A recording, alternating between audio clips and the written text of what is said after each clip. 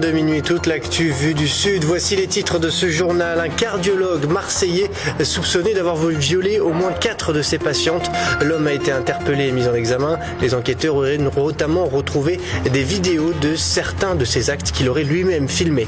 La campagne des municipales bat son plein sur les réseaux sociaux. Twitter et Facebook sont devenus des champs de bataille et les staffs de campagne ne négligent rien sur Internet. À Saint-Brest, une petite commune de l'Hérault, le maire sortant vient en aide à son adversaire politique. Il ne veut pas être le seul candidat en lice. Il lance donc un appel à la mobilisation de ses opposants. Et puis à Nîmes, les associations se sont mobilisées aujourd'hui pour empêcher l'expulsion des Roms du campement de la route de Saint-Gilles.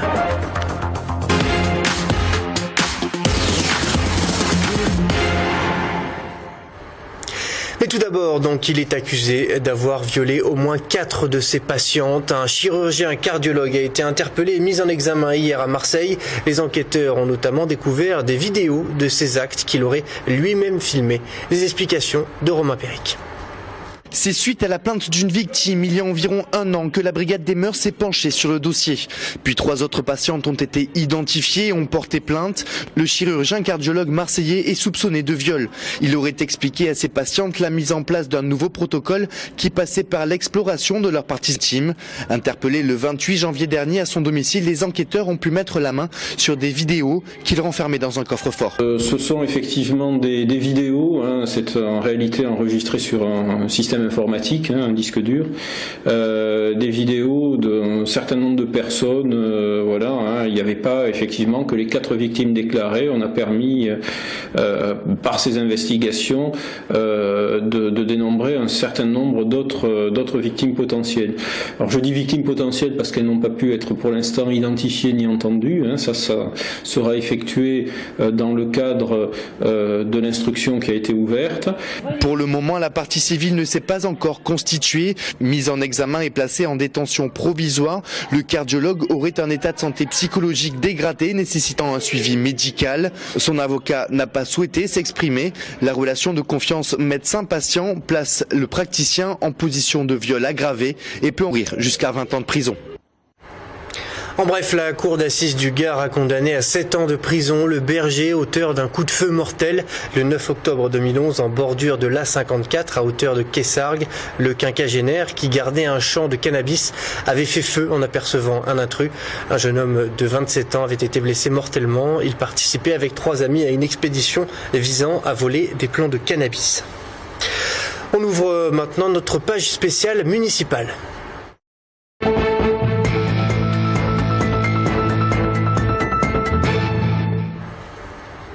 Vous le savez, les rédactions de LCM et TV Sud se mobilisent pour les élections municipales. J-46 avant le premier tour.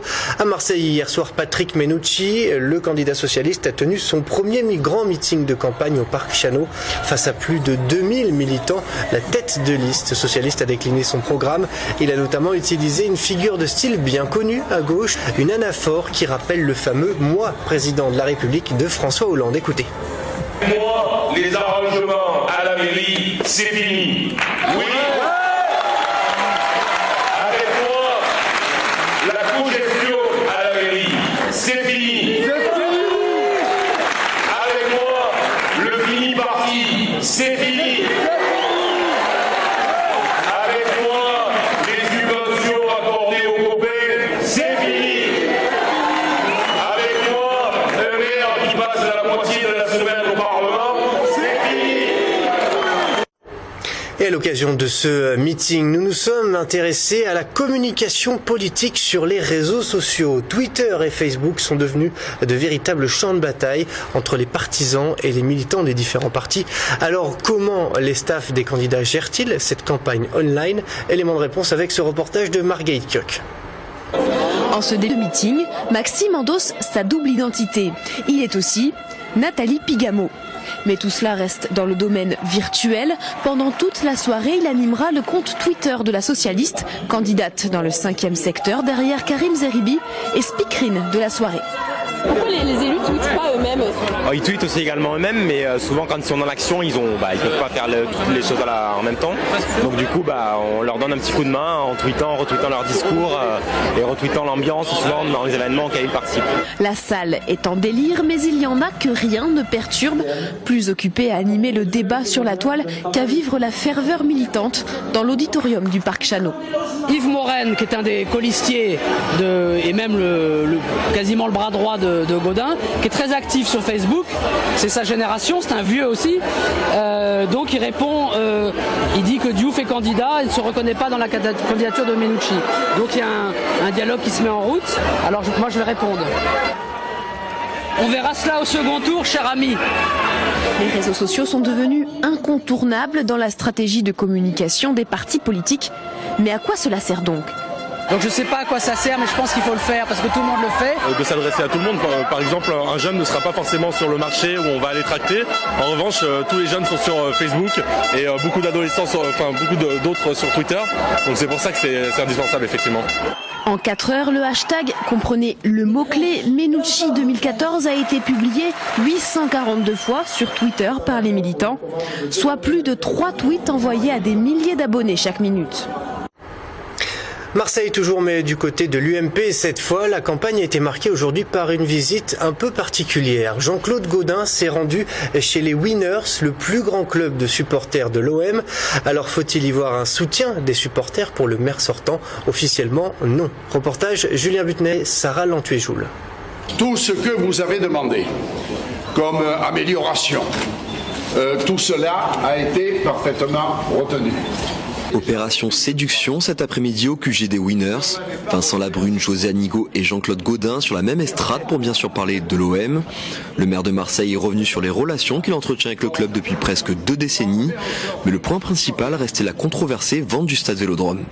Le stade de Vélodrome, c'est comme le Vieux-Port, c'est comme le Palais du Pharaon, c'est comme Notre-Dame de la Garde. Ça appartient aux Marseillais et tant que je suis maire, on ne le vendra pas. D'ailleurs, les sommes d'argent qu'il faudrait rembourser avant de récupérer 1 euro sont tellement considérables que qui pourrait le faire?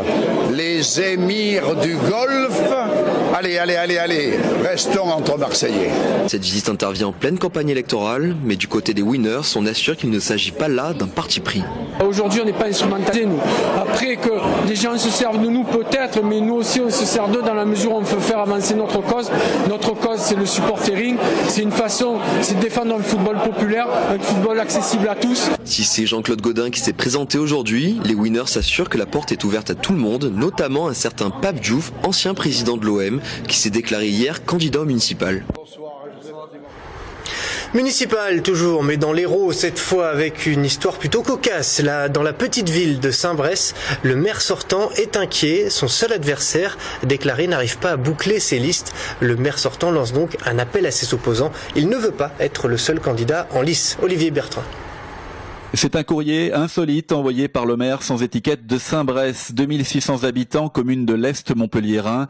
Il demande à l'UDI et à l'UMP d'aider leurs candidats, son opposant, pour boucler sa liste aux prochaines élections municipales. Explication. Ça me gêne d'un point de vue démocratique de ne pas avoir de concurrent. Je considère que dans une élection municipale, il doit y avoir un réel débat et que on ne peut pas faire l'unanimité sur un programme, sur une vision politique, on ne peut pas faire l'unanimité, et je pense que les électeurs qui ne partagent pas les opinions de ma liste doivent pouvoir s'exprimer sur un autre candidat. Et l'autre candidat, justement, salue l'initiative de son maire avec lequel il a de bonnes relations. Ce quasi-retraité de 62 ans s'est installé dans la commune en 2009. Adhérent de l'UDI, il lui manque 6 personnes sur les 23 que doivent compter sa liste. Pour lui, la démarche du premier magistrat de la ville est sincère. Mon, entre guillemets, adversaire est un démocrate qui a bien compris qu'il fallait qu'on puisse monter des listes d'opposition, mais avoir une opposition constructive, ce dont je lui ai parlé et qu'il a admis. C'est assez curieux de la part de Saint-Bresse. Je voudrais simplement lui dire que nous avons un candidat investi, c'est son adversaire. Eh bien, je pense qu'ils auront un débat démocratique et un débat d'idées. Un débat qui sera tranché par les électeurs saint-bressois les 23 et 30 mars prochains, à condition que le candidat centriste trouve ses 6 colistiers manquants. Voilà pour ce reportage d'Olivier Roiran. Dans le reste de l'actualité à Nîmes, les 40 familles du camp de Rome, route de Saint-Gilles, s'attendaient à être expulsées tôt ce matin. En fin de matinée, les caravanes étaient pourtant toujours là. Associations et collectifs de défense des droits de l'homme d'Arles et de Nîmes étaient présents pour les soutenir. Depuis hier, ils sensibilisent médias et populations locales à la situation de ces Roms installés depuis plus d'1 an sur un terrain destiné au contournement Nîmes-Montpellier.